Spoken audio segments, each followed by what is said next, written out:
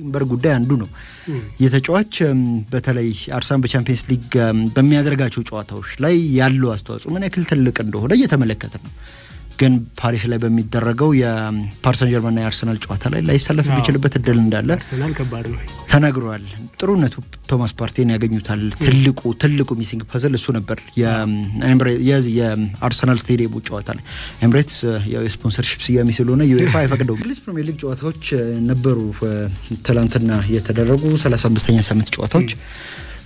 በአውሮፓ የውድድር መድረክ ለመሳተፍ ፉክክር ላይ ከሚገኙ ቡድኖች መካከል ብራይተን እና ኒውካስል ዩናይትድ ያደረጉት ጨዋታ ነበር። 10 ሰዓት ላይ 3 በተመሳሳይ ሰዓት የተደረጉ ጨዋታዎች ነበሩ። ግን ይሄ ይበልጥ ምክንያትም የነበረው አይነት ጨዋታ ነበር። ምክንያቱም ብራይተንም ኒውካስል ዩናይትድም ቢያንስ በዩሮፓ ሊግ ላይ ለመሳተፍ ያው ኒውካስል ዩናይትድ ለቻምፒየንስ ሊግ ያለመ እየተጫወተ የሚገኝ ቡድን ነው።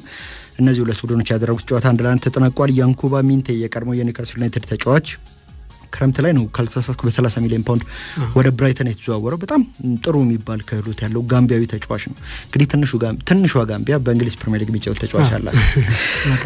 28ኛ ደቂቃ ላይ ባገባው ጎል ብራይተን ይመራ ነበር። ግን አሌክሳንደር ኢሳክ 89ኛው ደቂቃ ላይ ከፍጹም ቅጣት ምት ቡድኑ ከሽንፈት የታደገ ጎል አግብቷል። ለሁለቱም ቡድኖች አስፈላጊ የሆኑ 3 ነጥቦች እንደው ገበታው ላይ የቀረቡበት አይነት ጨዋታ ነበር። ግን አንዳንድ ብቻ ነው ያነሱት። ከጨዋታው ጅምር አንስቶ የጎል እድሎችን ለመፍጠር በሁለቱም በኩል ሙከራ ሲደረግ ነበር። ግን ደግሞ ይበልጡን የኒውካስል ዩናይትድ እንደው ጫና የበረታ ይመስል ነበር። ግን ጥራት ያላቸውን የጎል እድሎች ለመፍጠር ተቸግረው ነበር ብሎ ማንሳት ይቻላል። አንዳንድ ውሳኔዎቻቸው በጣም በብዙ ይሄ የተሟላ ሁለገብ አጥቂ ነው ብለን ስናሞግሰው የነበረው አሌክሳንደር ኢሳክ አንዳንድ ውሳኔዎቹ ከዚህ ቀደም ከእርሱ የምናውቀው አይነት የውሳኔ ጥራት የታየባቸው አይነት አልነበሩም። በትናንትናው ጨዋታ ላይ የነበረው ኢሳክ በብዙ መልኩ ደካማ የሚባል አይነት ውሳኔዎችን ሲወስን ነበር። ለቡድን ጓደኞቹ ማቀበል የሚገባውን ኳስ ለመሞከር አሊያም ደግሞ ተጋጣሚን ሸውዶ ለማለፍ ይሞክር የነበረበት አይነት ነበር። ከዛ ባሻገር ከዚህ ቀደም በኒውካስል ዩናይትድ ላይ እንመለከተው የነበረው ፕሬሲንግ በትናንትናው ጨዋታ ላይ እንደው ቢያንስ በመጀመሪያው አጋማሽ ተመልክተናል ብዬ አላስብም። በብዙ መልኩ የብራይተን ተጫዋቾች በነጻነት ከራሳቸው የጎል ክልል ኳስ በመስርተው መውጣት ይችሉ ነበር እና የኒውካስል ዩናይትድንም ከዚህ ቀደም ይታወቅ የነበረ ፕሬሲንግ ይሄ ማነስ ወይም ደግሞ አቅሙ መዳከም አግዟቸውም ጭምር በቀላሉ ነበር ኳሶችን እየተቀባበሉ ይወጡ የነበረውና በዚህ ረገድ ኒውካስል ዩናይትድ ተዳክሞ ነበር የተመለከትነው። ግን ደግሞ በአንጻሩ የብራይተን ተጫዋቾች የውሳኔ ስህተትም እንደዚህ ደግሞ የኒውካስል ዩናይትድ ተከላካዮች ብርታትን ታክሎበት ከአንድ በላይ ጎል ማስቆጠር አልቻሉም። 28ኛው ደቂቃ ላይ ነው እንግዲህ እንዳነሳ ነው ያንኩባ ሚንቴ ጎል አስቆጥረው ከማት ቪፈራ ያገኘው ኳስ የኒውካስል ተከላካዮችን ያቋቋመ ፋለስን ተጠቅሞ ነው የቀድሞ ቡድን ላይ ጎል ያስቆጠረው። በአሪፍ ጎል ነው ደግሞ ያስቆጠረው። ቴክኒኩም ጥሩ ነው፣ ኳሱን የመታበትም ቴክኒክና ቡድኑ በዚህ መሪ ሆነ። ግን ደስታውን የገለጸበት መንገድ ከደጋፊዎቹ ጋር ምንም ችግር እንደሌለበት ግን ደግሞ ክለቡ ገፍቶት እንዳስወጣው የሚመስል አይነት የደስታ አገላለጽ ነበር ሲገልጽ ነበር። በእርግጥም ኒውካስል ዩናይትድ ይሄ የፋይናንሻል ፌር ፕሌይ ጉዳይ እንደዚሁም ደግሞ የዚህ የፒኤስአር የእንግሊዝ ፕሪሚየር ሊግ የአትርፎ መቀጠል ደንብን በገርድ ፉዝ ተረጉሙ እንደዛ ተብሎ ሊጠቀስ የሚችለውን ፒኤስአር የሚባለውን ደንብ ለማክበር ከሸጣቸው ተጫዋቾች መካከል አንዱ ነው ያንኩባ ሚንቴና የቀድሞ ክለቡ ላይ ብዙ መቆየት ብዙ መጫወት እየቻልኩ ለሸጣችሁብኝ በሚል ይመስላል ትናንትና በጣም ጥሩ ሲንቀሳቀስም ነበር ከጎሉ በኋላም። ከዛ በኋላ ኒውካስል ዩናይትድ 2 ጊዜ በቫር የተሻሩ የፍጹም ቅጣት ምት አጋጣሚዎችን ጨምሮ የጎል እድሎችን ለመፍጠር ሞክሯል። ግን እንዳነሳ ነው ይሄ የውሳኔ ጥራት ችግሮች የነበሩባቸው ጭምር ናቸው በሁለቱም አጋማሾች ማለት ነው። ግን በስተመጨረሻ ሲያደርጉ የነበረው ጥረት ሲያንኳኩ የነበረው ማንኳኳት ፍሬ አፍርቶላቸዋል። 89ኛው ደቂቃ ላይ ፋቢያን ሼር የመታውን የቅጣት ምት ኳስ ያሲን አያሪ በእጁ ነክቶት እዛው የራሱ የጎል ክልል የራሱ የፍጹም ቅጣት ምት ክልል ውስጥ ነው በእጁ በመንካቱ ምክንያት የተሰጠን የፍጹም ቅጣት ምት የአሌክሳንደር አይዛክ ወደ ጎልነት ቀይሮታል። የስዊድን አጥቂ በዚህኛው ውድድር ዘመን 23ኛ የሊግ ጎሉ ላይ ነው የደረሰው። በቅርብ ጨዋታዎች ላይ ጥቂት የቀዘቀዘ መስሎ ነበር። አንድ ሰው በጣም ሆተስ ፕሮስፔክት እሱ ነበር እንግሊዝ ፕሪሚየር ሊግ ላይ ኒውካስል ዩናይትድ ያው ለእንግሊዝ ክለቦች ከሆነ እስከ 180 ሚሊዮን ፓውንድ ከእንግሊዝ ውጭ ያሉ ክለቦች ደግሞ ከሆኑ ከ150 ሚሊዮን ፓውንድ በታች ወይ ፍንክች ያለ ይመስላል ይሄን ተጫዋች ለመሸጥ። በእርግጥ እርሱም በዛው በክለቡ የመቆየት ፍላጎት ቢኖረው ኒውካስል ዩናይትድ በቻምፒየንስ ሊግ ማይሳተፍ ከሆነ የኢሳክ በዛ በክለቡ የመቆየቱ ነገር አንዱ አጣብቂኝ ውስጥ የሚገባ ይመስላል። እና ጨዋታው በዛው በ1-1 ውጤት መጠናቀቁን ተከትሎ ቢያሸንፍ ሶስተኛ ደረጃን መያዝ ይችል የነበረው ኒውካስል ዩናይትድ 63 ነጥብና 21 ጎል ይዞ አራተኛ ደረጃ ላይ ተቀምጧል። በነጥብ ከሲቲ እኩል እንደዚሁም ደግሞ ከአርሰናል በ4 ነጥቦች አንሶ ነው በዛ ደረጃ ላይ ተቀምጠው። ብራይተን 52 ነጥብና 1 ጎል ይዞ 10ኛ ደረጃ ላይ ይገኛል።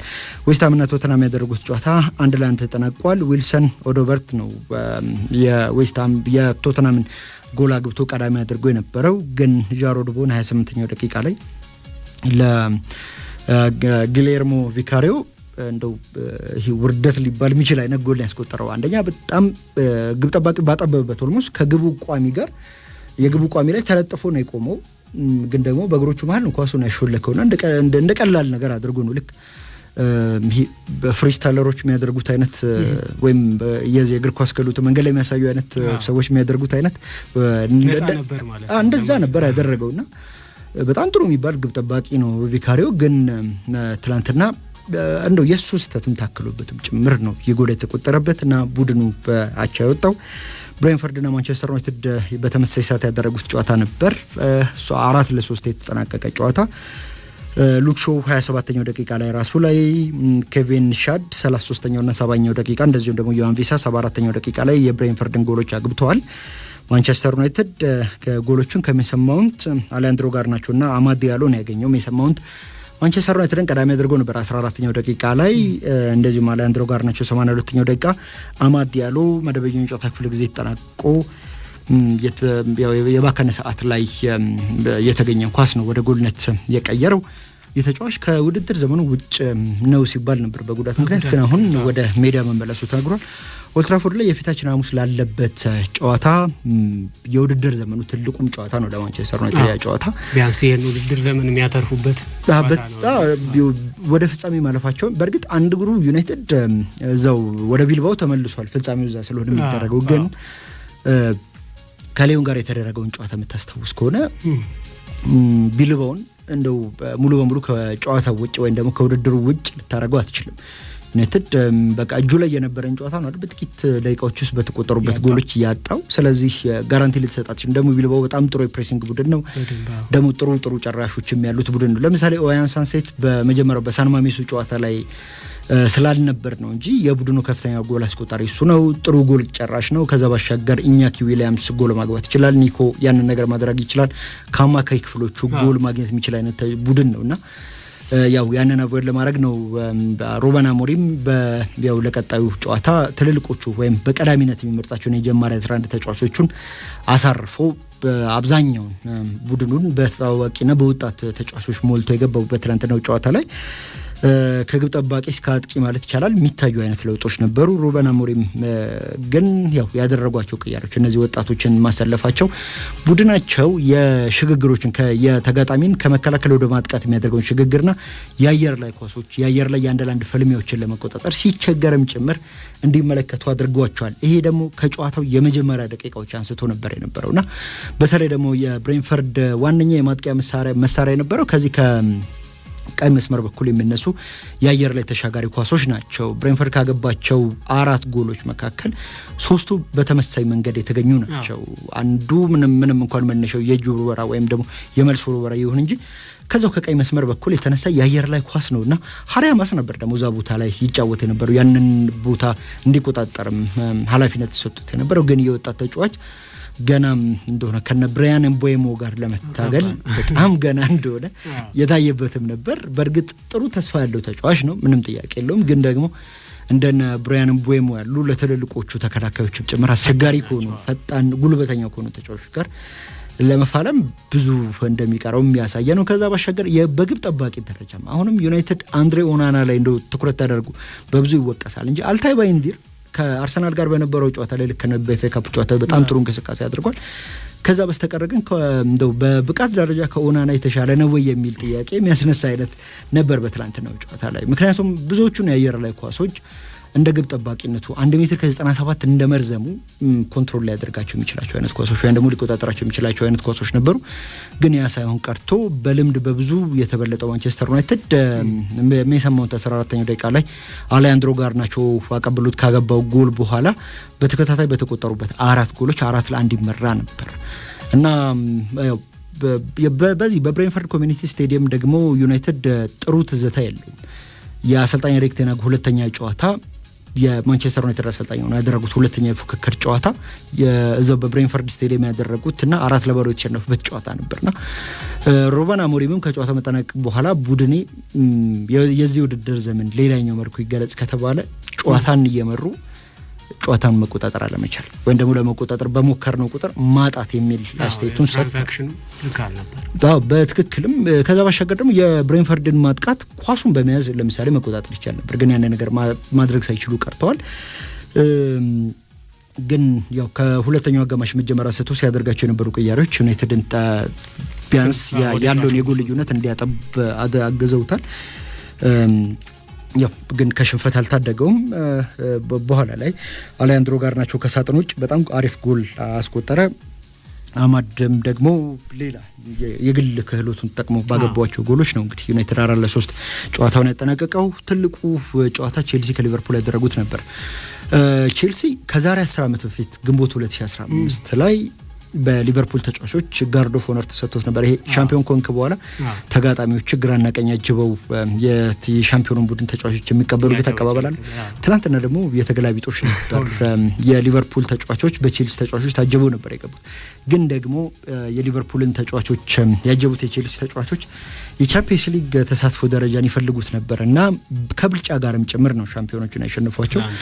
የሊቨርፑል ተጫዋቾች በተወሰነ ያው አርነ ስሎትም ልክ እንደ ሩበን አሞሪም ሁሉ ይሄ እምብዛም የመሰለፍ እድል ለማይሰጣቸው ተጫዋቾች እድል ለመስጠት ሞክረዋል። ምናልባት በትናንትናው ጨዋታ ላይ በዋናው ቡድን ውስጥ ይሰለፉ ከነበሩ ተጫዋቾች መካከል ቀዳሚ እድል ተሰጥቷቸዋል እንኳን ብለን ብናስብ ወይም በየሳምንቱ ጨዋታ ከሚጀምሩት መካከል አሊሰን እንደዚሁም ደግሞ ቨርጂል ቫን ዳይክ እና መሐመድ ሳላ ናቸው። ቨርጂል ቫን ዳይክ እና መሐመድ ሳላ በዚህ ውድድር ዘመን አንድም የፕሪሚየር ሊግ ደቂቃ አንድም የፕሪሚየር ሊግ ጨዋታ ሳይጀምሩ አላለፉም ወይ ሁሉንም ጨዋታ ጀምረዋል። ያው ተቀይረው እየወጡም ቢሆን ማለት ነው። ቼልሲ 3-1 ሲያሸነፍ ኤንዞ ፈርናንዴዝ ጃረል ኳንሳ ላይ 56ኛው ደቂቃ ላይ ኮል ፓልመር ደግሞ መደበኛ የጨዋታ ክፍለ ጊዜ ተጠናቀቀ በተጨማሪ ባከነ ሰዓት በአገባው የፍጹም ቅጣት ምት ከጎል ጋር ታርቋል። ለቼልሲ ጥሩ ነው በትክክልም። ቨርጂል ቫን ዳይክ ደግሞ 85ኛው ደቂቃ ላይ ከማዘን የተሻገረ ኳስ በግንባሩ ገጭቶ አስቆጥሯል። በጣም ይሄ በቼልሲ በኩል የነበረው የማሸነፍ ፍላጎት ያስታውቅ ነበር ከመጀመሪያው ደቂቃ አንስቶ። በሊቨርፑል በኩል ደግሞ ይሄ የጋዙ ላይ የተጫነው ወይም ደግሞ ነዳጅ መስጫው ላይ የነበረው እግር ቀስ እያለ እየተነሳ እንደሆነ ማሳያ ነው። የሻምፓኝ ከሻምፓኝ ማግስት ስለሆነ ነው እንዴ። እንደውም ዋናው ሴሌብሬሽን እኮ ዋናው ደስታ እኮ ገና ነው ዋንጫውን ሲረከቡት ነው። ግን በተወሰነ መልኩ መዳከምና የትኩረት ማጣት እንደገና ደግሞ ከዚህ በኋላ ለምንድን ነው የምንጫወተው የሚል አይነት ስሜትም ይታይባቸው ነበር። ግን ደግሞ ቨርጂል ቫን ዳይክ ስህተት በሰራባቸው ጨዋታዎች ላይ ቡድኑ ለአደጋ ሲጋለጥ እየተመለከተ ነው ብንገኝ። በቅርብ ጨዋታዎች እንኳን በፉላም በተሸነፈ ጊዜ በዌስትሃም ተቸግሮ 2-1 ባሸነፈ ጊዜ አንዲ ሮበርትሰን ራሱ ላይ ጎል ሲያገባ ቨርጂል ቫን ዳይክም እዛ ውስጥ ተሳትፎ ነበር። ትናንትና ጃሮል ኳንሳ 56ኛው ደቂቃ ላይ ራሱ ላይ ጎል ሲያገባ ኳሱን አርቃለሁ ብሎ የመታው ኳስ ነው እንግዲህ ኳንሳን ተደርባ ጎል የሆነችውና ቫን ዳይክ ግን ወዲያውኑ ደግሞ ይከሳል። በእነዚህም ጨዋታዎች ላይ እንደዚሁ ጎል አስቆጥሮ እንደነበር ይታወቃልና በጣም ጥሩ የሚባል የውድድር ዘመንን እንደ ግልም እንደ ቡድን የሚያሳልፈው ቫን ዳይክ በቅርብ ጨዋታዎች ላይ ግን ስህተቶች እንደዚሁ ሲሰራ እየተመለከትን ነው የምንገኘው። ቼልሲ ይህንን ጨዋታ ማሸነፉን ተከትሎ 63 ነጥብና 21 የጎል ክፍያ ይዞ 5ኛ ደረጃ ላይ ተቀምጧል። በነጥብ ከኒውካስል ዩናይትድ እኩል ነው። ሁለተኛ ደረጃ ሆኖ የማጠናቀቅ እድል አለ አሁንም ቼልሲ በዚህ በሂሳባዊ ስሌት የምትመለከተው ከሆነ። ግን ደግሞ ምን ያክል ቡድኑ ወጥ ነው የሚል ጥያቄም እንደዚሁ ያስነሳል። ኮል ፓልመር ከ18 የሊግ ጨዋታዎች በኋላ ነው ከጎል ጋር የታረቀው። አምና 21 ጎሎችን አግብቶ እንደው አርሊንግ ብሮት ሃላንድ ርቆትም ይሄድም ቢሆን ሁለተኛው ከፍተኛ ጎል አስቆጣሪ ነበር ካልተሳሳትኩና ዘንድሮ ግን በብዙ መልኩ ወርዶ ነው እየተመለከተ ነው የምንገኘው።